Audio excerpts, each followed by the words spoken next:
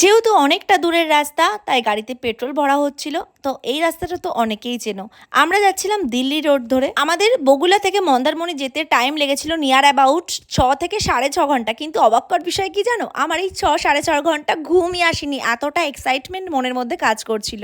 সকালের ব্রেকফাস্ট করতে আমরা দাঁড়িয়েছিলাম কোলাঘাটের একটা ধাবাতে। সেখানে খেয়েছিলাম আমি ধোসা আর চা।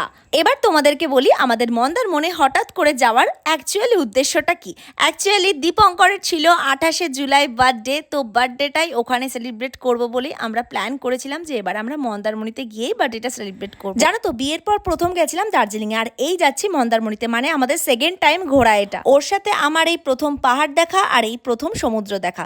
কিন্তু জানো তো, বিয়ের আগে আমি কিন্তু বহুবার আমার ফ্যামিলির সাথে অনেক জায়গায় ট্রিপ করেছি। সেগুলোর সময় আমি ভ্লগ করতাম না, যখন থেকে ভ্লগ শুরু করেছি তোমাদের সাথে কিন্তু সবই শেয়ার করি। আর দেখো, মন্দারমণি যাওয়ার উদ্দেশ্যে আমরা অনেকটা পৌঁছেও গেছি।